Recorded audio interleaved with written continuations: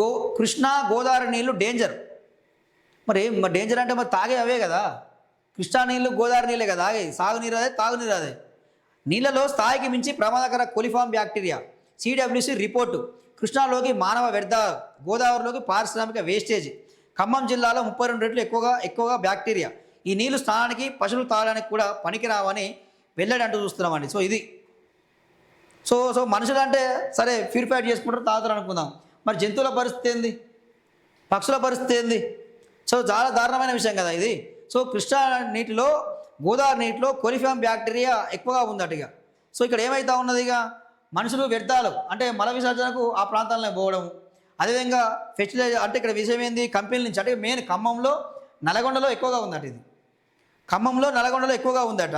So ఇక్కడ విషయం ఏంటంటే ఈ నల్గొండ జిల్లాలో విషయం ఉంటే ఆ సిమెంట్ ఫ్యాక్టరీలు ఏమైతే ఉన్నాయో ఆ వ్యర్థాలు తీసుకుపోయి నేరుగా కలపడం, అందులో కలపడం ఆ వాటర్లో. అదేవిధంగా మానవ వ్యర్థాలు కలపడం, అదేవిధంగా వేస్టేజ్ని కలపడం. సో ఇవన్నీ కలపడం ద్వారా ఏమైంది, కోలిఫామ్ బ్యాక్టీరియా, ఆ బ్యాక్టీరియా ఏర్పడింది. రాష్ట్రంలో కృష్ణా గోదావరి నదుల పరిస్థితి దారుణంగా తయారైంది. పారిశ్రామిక, మానవ వ్యర్థాలు నేరుగా నదుల్లో కలుస్తుండటంతో ఆ నీళ్లు డేంజర్ బిల్స్ మోగిస్తున్నాయి. సెంట్రల్ వాటర్ కమిషన్ సిడబ్ల్యూసి స్వయంగా ఈ విషయాన్ని వెల్లడించింది. ఈ నీళ్ళలో కోలిఫామ్ బ్యాక్టీరియా మోతాదుకు మించి అనేక రెట్లు ఎక్కువగా ఉండడం వల్ల తాగడానికి, స్నానం చేయడానికి అస్సలు పనికిరావని సిడబ్ల్యూసి హెచ్చరిక జారీ చేసిందంటూ మనం చూస్తూ ఉన్నామండి. సో ఇది సమస్య.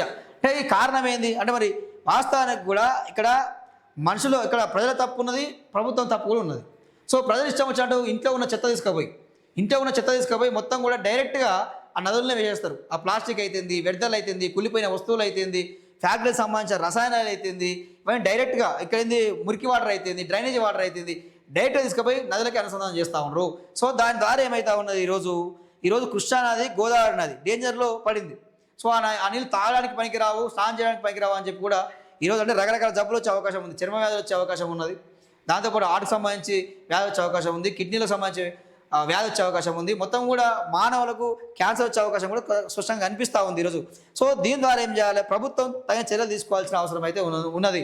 ఈరోజు ఇక మూసీ ప్రక్షాళన కాదు, రేవంత్ రెడ్డి మూసీ ప్రక్షాళన కన్నా ముందు ఈ కృష్ణా గోదావరి ప్రక్షాళన చేయాలి.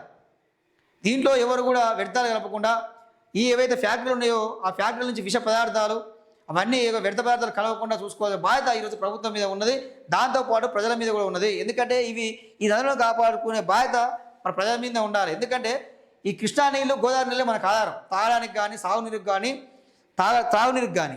సో మనం ఈ నీళ్ళని ఖరాబ్ చేసుకుంటే మాత్రం రేపు మనకే భవిష్యత్తు ఉండదు అని చెప్పి చెప్పడం జరుగుతూ ఉంది. సో ప్రభుత్వాలు కఠిన చర్యలు తీసుకోవాలని చెప్పి కూడా చెప్పడం జరుగుతూ ఉంది.